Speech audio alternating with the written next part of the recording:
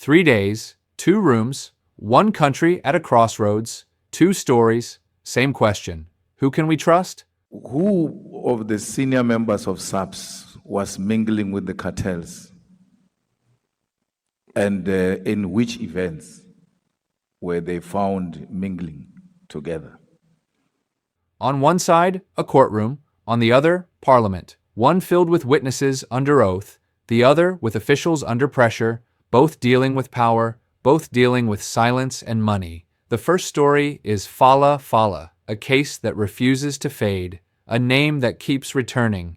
Tonight, it comes back with fresh testimony. Witnesses speaking about business, about luxury, about spending that raises eyebrows. Diamonds, Rolexes, real estate, not rumors. Testimony. The second story is just as heavy. Cops plus cartels. A declaration inside Parliament, serious claims made in public. Then a pause, a refusal to name names, no lists, no direct accusations, just the statement hanging in the air. 2 stories, 1 country, 1 moment. Why does this matter? Because both touch the same nerve. Accountability, transparency, the idea that institutions should protect citizens, not protect themselves. South Africans have heard promises before. Commissions, reports, press conferences. But trust is fragile. And once cracked, every new allegation hits harder. Surveys that came out in 2021 showing that almost 3 out of 4 people in South Africa do not have much trust in the South African police service. In the Fala Fala matter, the focus is money, movement, spending. In the cops and cartels issue, the focus is power, influence, silence, different angles, same storm. If you care about where this country is going, this video is for you. If you are tired of half stories, stay with us. Before we go further, do this. Subscribe to the channel. It helps us grow. It keeps this work alive. And it tells the algorithm that real talk still matters. Also, stay until the end, because these 2 stories do connect. Not directly, but through a bigger picture. How power operates, how accountability is delayed, how truth often comes in pieces. A courtroom where witnesses speak about wealth, a parliament where names are withheld, a public watching closely. This is South Africa right now. And this story is only getting started. Tonight, we talk real facts, real court moments, real money. The Fala Fala trial moved forward, and witnesses spoke, not rumors. Testimony. Modimolle Regional Court, Limpopo. This is the criminal trial linked to the 2020 Fala Fala farm theft, where the state alleges about $58,000 was stolen. Prosecutors allege the cash was hidden inside a couch on the farm, and the case now focuses on what happened to that money after the break-in. The Modimolle Regional Court is expected to deliver judgment today on whether to call for a trial within a trial in the case of the theft of $580,000 at President Cyril Ramaphosa's Phala Phala farm. The first accused is Emanuela David, alongside co-accused Froliana Joseph and Ndilinasho Joseph. Prosecutors say the money moved fast after the incident, and this week the spotlight is on what happened next. High-value purchases, cash payments, and a paper trail the court will test. This is a criminal theft trial against 3 accused linked to the Fala Fala burglary. The court is not trying the president here. The case matters because the state argues the stolen cash shows up later through spending patterns and money movement. The charges include conspiracy to commit housebreaking with intent to steal, and theft. The first accused also faces a separate money laundering charge. That is why witnesses talking about diamonds, watches, and property matter. The state is trying to connect purchases to the flow of stolen money. In court, several witnesses described their business dealings with the first accused. Calm voices, clear timelines, paper trails.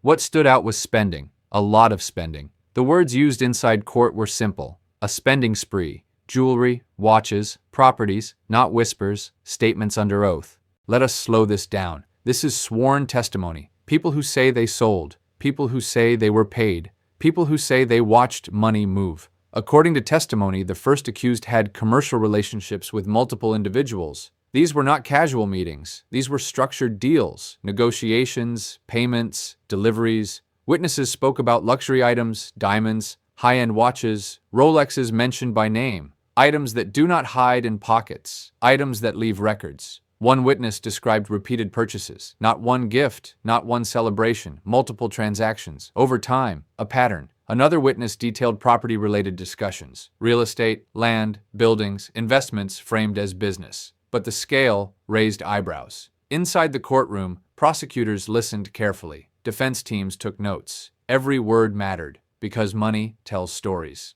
The court heard how these deals were presented as legitimate, business as usual. Buyer meets seller, payment follows product. On paper, clean, but questions followed. Where did the money come from?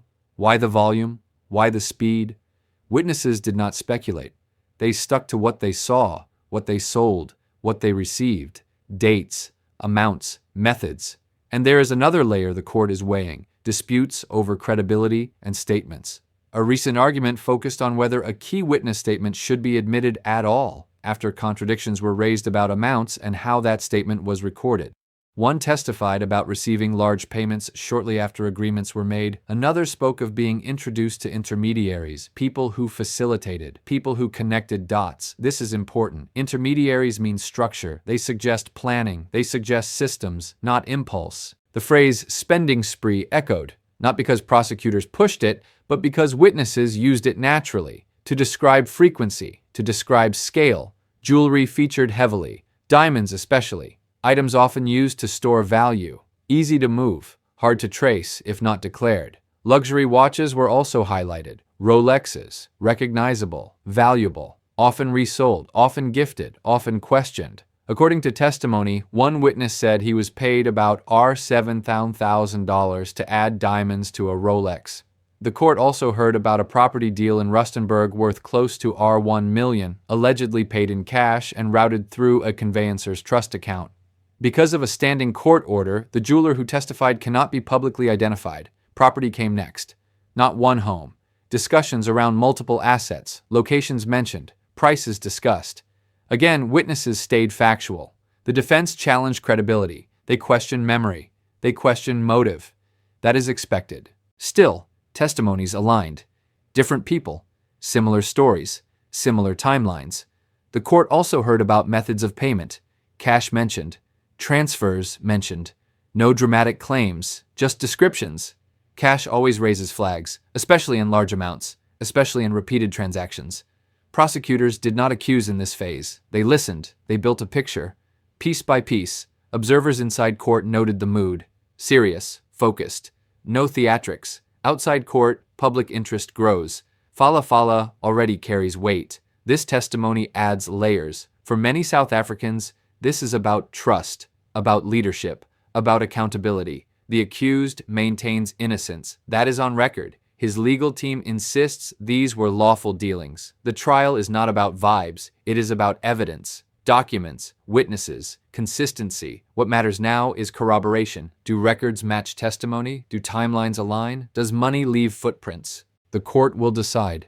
Not social media, not rumors. Judges weigh facts. This phase of the trial shows direction. The state is mapping financial behavior. The defense is preparing counters. Nothing is concluded yet. No verdict, no final judgment. But the picture is forming. Spending patterns, business links, asset movement. The phrase diamonds, Rolexes, real estate is not a slogan. It reflects what witnesses described. Every transaction mentioned becomes a thread, pulled carefully. This case is complex, but the questions are simple. Why, how, and from where? As the trial continues, more witnesses are expected. More details, more clarity. For now, this is what we know. Witnesses testified. They described business. They described spending. Under oath, we will keep watching. We will separate fact from noise. We will follow the courtroom, step by step. Because in cases like Fala, truth lives in details, and details live in testimony. Stay with us. This story is still unfolding. Another key point raised in court was timing. Witnesses spoke about when these transactions happened.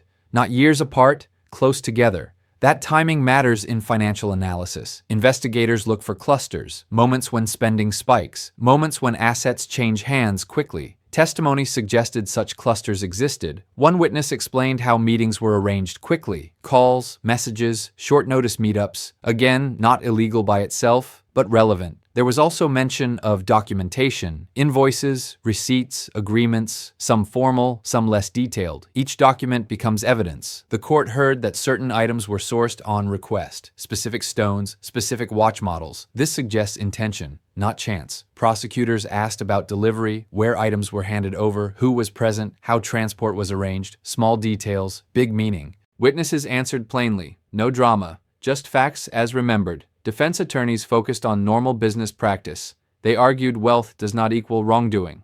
They reminded the court that luxury purchases are legal. That argument stands. The law does not punish spending, it punishes crimes. The trial seeks to see if lines were crossed. Public reaction remains divided. Some see smoke, others see exaggeration. The court sees evidence. The Fala matter has become symbolic, not just one case, a mirror on power and transparency. For investigators, money trails are maps. They show movement, they show intent, they show connections. The witnesses added new roads to that map. Roads made of diamonds, of watches, of property discussions. As proceedings continue, cross-examination will test these roads. Some may lead nowhere, others may converge. This is why patience matters. Trials move slow, truth moves slower. But every day in court adds weight, adds context, adds clarity. Tonight, the takeaway is simple. Witnesses described a pattern of high-value spending linked to the first accused. They did so under oath. What that pattern means legally will be decided later. For now, it exists on record. We will keep breaking it down, without hype, without fear. Now to the second story, cops plus cartels and the names that never came. If money speaks in court, silence speaks in parliament. After hearing about diamonds, Rolexes, and real estate in a courtroom, we now move to parliament. Same country, same stakes, but a very different kind of tension. State will further lead evidence of witnesses who, from the 10th of February 2020, had interacted with accused number 1, where high-end purchases were made, including properties like car and houses. This time, the issue is not luxury spending, it is law enforcement itself, and allegations that cut deep. In Parliament, a declaration was made that shook the room. Claims of links between police officers and criminal cartels, not whispered, not leaked, said out loud, on record, inside the highest legislative space. On January 15th, in committee, Crime Intelligence head Eltigen Dumasani Kumalo alleged that almost all SAPS members in Gauteng are working with organized crime syndicates. On January 16th, when MPs pressed him for names, he refused, citing legal constraints and saying identities cannot be disclosed publicly until investigations are finalized. Where they found mingling together.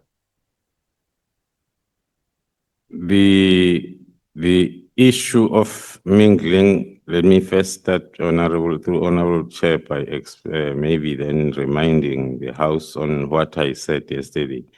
There is a thin blue line between the members of the cartel or any syndicate and then wanting to paint the picture that they are closer to the high-ranking officials or politicians, and also between them being working together. So, as I've indicated, that is still part of the investigation. The senior officers are identified, and then the investigation to determine how far the relationship is ongoing. That refusal triggered an immediate clash. You have a duty not to just make statements like that. You have a duty to only make such statements when you have the facts. And that's what you've been saying, that your division is meticulous in investigation. So therefore, it is important for me to understand the financial year 2024-25, General. Gauteng had between 36 to 38,000 members. So when you say almost the entire SAPS in Gauteng, 100% of that is 38,000. So how much out of 38,000 members in Gauteng, based on the statement you've made yesterday, does almost refer to? The entire is 38. What is the amount based on your intelligence who are working for the cartel in Gauteng? Thank you, Honorable Member. The statement cannot be properly understood if it is singled out and cited as a standalone statement. It talks to, I gave an example of our interventions through PKTT in KZN, that there was an open statement that the local police officers are compromised when it comes to investigation of such cases.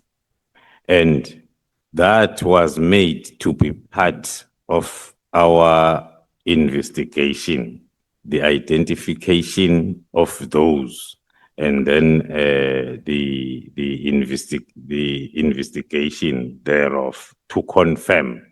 Then indeed, as of now, the number of police officers that are involved, that were arrested, that has been arrested, because the operation is still ongoing, it's at 35.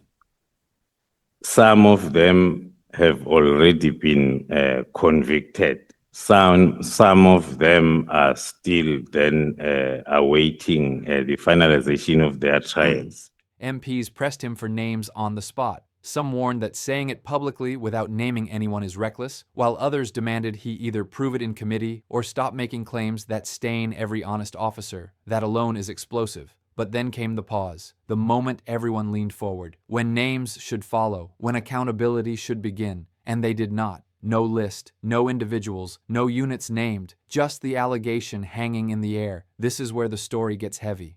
Because when accusations reach Parliament, they stop being rumors. They become part of the official record. And when names are withheld, questions multiply. Who is being protected? Why now? And why stop short? The phrase cops plus cartels hits hard for a reason. Police are meant to fight organized crime, not sit at the same table, not benefit from the same networks. South Africa has heard stories like this before, from commissions, from whistleblowers, from leaked recordings. But this time, it happened in Parliament, under lights, with microphones on. That changes the weight of it. The declaration suggested deep problems, infiltration, corruption, compromised systems, words that damage trust instantly. Yet without names, the public is left in limbo, unable to judge, unable to separate bad actors from honest officers. This is not about attacking all police. Many serve with integrity. Many risk their lives daily. That is why this matters even more, because vague accusations can stain everyone. Parliament is supposed to be the place where clarity begins, where oversight is real, where truth is pushed forward. Instead, what we saw was a line drawn halfway. Some argue names cannot be shared publicly, that investigations are ongoing, that legal processes must be respected. Others ask a simple question. If it is serious enough to say in Parliament, why is it not serious enough to name?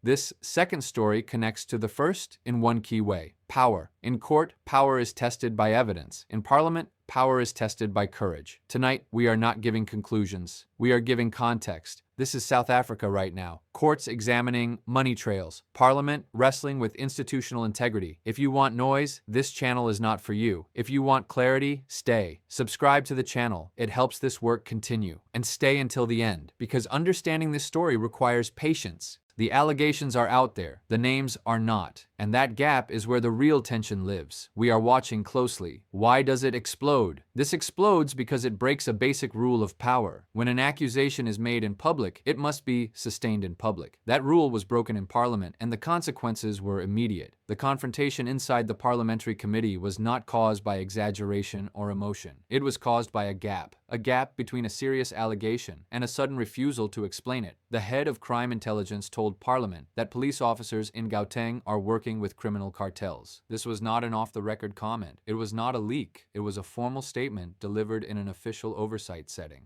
That alone carries enormous weight. It implies that organized crime is not just bribing from the outside, but operating with internal cooperation. It suggests compromised badges, shared interests, and protection from within the system. But the real moment of rupture came immediately after. Committee members demanded names. They asked for ranks. They asked for units. They asked for clarity. The head of crime intelligence refused. He cited legal limitations and said he could not provide identities in that forum. That refusal is what detonated the session. Parliament is not a media briefing. It is an oversight institution. Its purpose is not to receive warnings, but to interrogate them.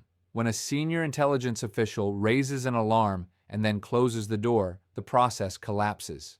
From an expert perspective, this situation creates three possible interpretations, and none of them are comfortable. The first possibility is that there are active investigations underway.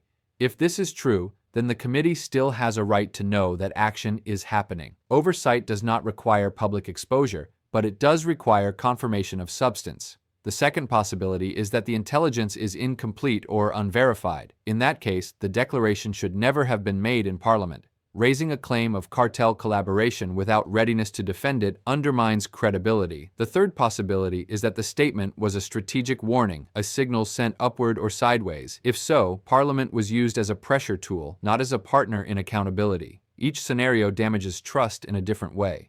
Committee members reacted sharply because they were placed in an impossible position. They were told the house is on fire, but denied the address. They were expected to accept danger without tools. Legally, the argument of limitation has merit. Naming suspects can compromise investigations. Exposing sources can put lives at risk. Intelligence work requires discretion. However, the law also provides mechanisms for confidential disclosure. Closed sessions exist. Secure briefings exist. Silence is not the only option. The contradiction is what fuels outrage. Too much was said to stay silent, and too little was shared to ensure accountability. Context deepens the impact. South Africa has endured years of revelations about institutional capture. Commissions have documented criminal influence inside state structures. Public patience is thin. When the head of crime intelligence speaks, the country listens. His words reopen wounds that never fully healed. The committee did not seek speculation. It sought differentiation. Are these isolated officers or organized networks? Are we talking about corruption or infiltration? The refusal to engage left everything blurred.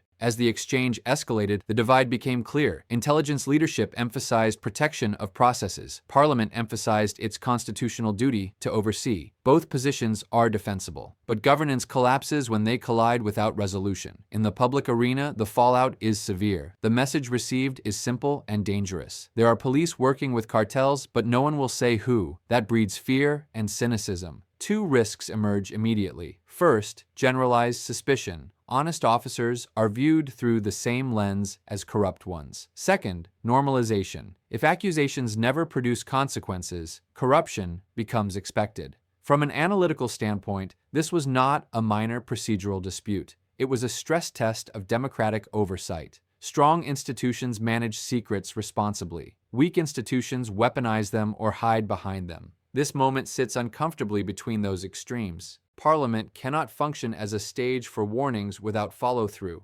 Intelligence agencies cannot ignite alarms and then retreat into silence. That is why this explodes. It exposes a fundamental tension between security and transparency, between operational secrecy and democratic control, between protecting investigations and protecting public trust. The immediate effect is institutional erosion. Confidence drops, authority weakens. The long-term outcome depends on what follows. If closed briefings occur, if arrests happen, if real consequences emerge. This moment will be remembered as painful but necessary. If nothing follows, it becomes another unresolved warning, another confirmation that power can accuse without consequence. In a country facing organized crime at scale, that outcome is dangerous. Because when the state admits infiltration but cannot demonstrate action, the signal sent to criminals is clear. The system is aware, and the system is constrained. That is why this moment matters. That is why it explodes. Not because of noise, but because of silence. Global perspective. When police meet cartels, South Africa is not alone. Around the world, the story repeats. Police officers, entrusted with public safety, infiltrated or corrupted by criminal networks. The headlines are dramatic, but the pattern is clear. Crime knows how to exploit institutions.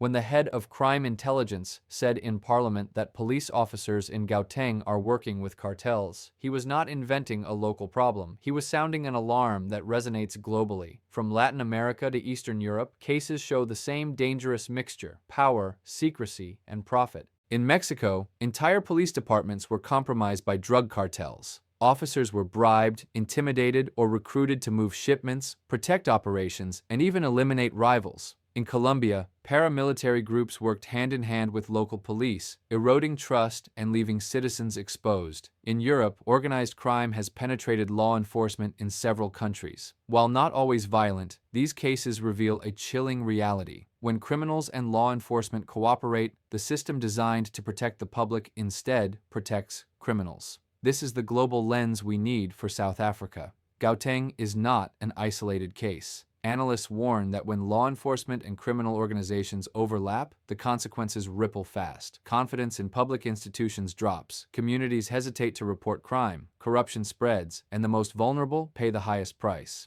The danger is both visible and invisible. Visible because crimes go unpunished. Invisible because the perception of corruption spreads faster than facts. Citizens do not need evidence of collusion to feel it. A rumor or statement like the one in Parliament is enough. Global examples offer lessons. Transparency is key. Investigations must be active, rigorous, and communicated effectively to oversight bodies. Where governments fail to act publicly, they risk normalizing criminal influence. Where silence persists, public distrust becomes a self-fulfilling prophecy. South Africa is at that crossroads. The head of crime intelligence has signaled a serious problem. The question is whether the response will mirror best practices globally or repeat the mistakes of other nations: secrecy, delay, and erosion of public trust. Every public statement matters. Every refusal to name names compounds uncertainty. Global cases show that corruption left unchecked becomes systemic. Once networks form inside law enforcement, dismantling them takes years and political courage. The lesson is clear. When police meet cartels, the impact is not just criminal.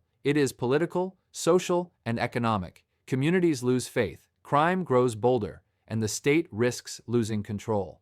For South Africans, the warning is urgent. The Parliament session was not only a local political drama, it is a signal that systems must act decisively, openly, and with strategy. Lessons from the rest of the world cannot be ignored. What comes next? Parliament, investigations, and accountability. So what happens next? When explosive claims are made in Parliament but names are withheld, the path forward is critical. Oversight cannot stop at shock value. Action must follow. First, closed investigations are likely. Internal Affairs and Crime Intelligence may continue their work away from the cameras. Evidence will be gathered. Units may be monitored. Arrests or suspensions could happen quietly. That is a standard procedure in sensitive operations, but it also leaves the public in limbo. Without transparency, citizens see words but no accountability. Second, parliamentary oversight committees will demand follow-up. They have the authority to summon officials, request reports, and review classified evidence in closed sessions. The goal is simple: ensure that allegations are investigated thoroughly,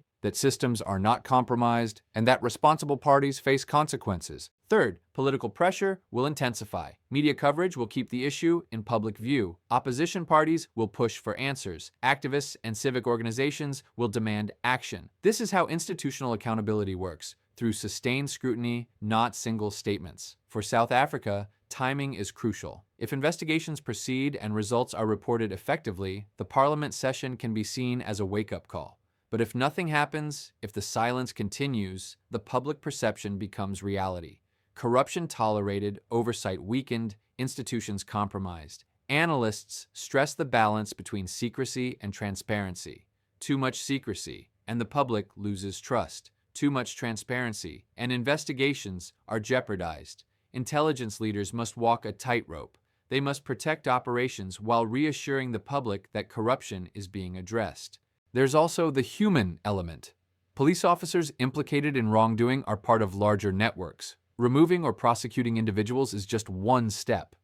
Breaking systemic influence requires sustained effort, coordination across units, and political will. The Parliament session has already set the tone. Members expressed frustration, shock, and urgency. Their reactions highlight the tension between law enforcement discretion and democratic oversight. The message is clear. Oversight bodies expect more than statements. They expect results. For citizens, the takeaway is equally clear. Awareness matters. Public attention, pressure, and vigilance are tools for accountability. When institutions fail to act, society fills the gap with speculation and distrust. That can erode democratic norms faster than any criminal operation. So, what comes next is not only legal and operational, it is strategic. How will South Africa balance secrecy, transparency, and accountability? How will the state respond to public scrutiny without compromising investigations? How will leadership ensure that these allegations do not become normalized? The next weeks will be decisive. Closed briefings, internal investigations, disciplinary measures, and possibly prosecutions are all on the table. Each step will test the strength of South Africa's institutions. Each step will define whether Parliament's alarm triggers real change or fades as another unheeded warning. Global lessons remain clear. Unchecked infiltration becomes systemic. Public confidence is fragile. Institutions that act decisively can contain corruption before it spreads. Those that hesitate risk long-term damage. In linking these two sections, the story is complete. The warning has been issued globally and locally. The alarm has been sounded. The question now is what comes next, how institutions respond, and whether citizens will see the results of that response. South Africa faces a moment of truth. Crime intelligence, parliament, police officers, and public trust all intersect. How this situation unfolds will shape perceptions of integrity, accountability, and institutional strength for years to come. Stay informed, watch the developments, demand transparency, and follow how actions, not words, define the fight against corruption and organized crime. What we know now is clear but incomplete. Allegations of luxury spending, cartel links, and compromised police highlight cracks in trust and accountability. The full picture is still unfolding, and only time, investigations, and transparency will tell the real story. Stay informed, stay critical, and stay with us. Subscribe to the channel, hit the notification bell, and don't miss any update as we follow this step by step.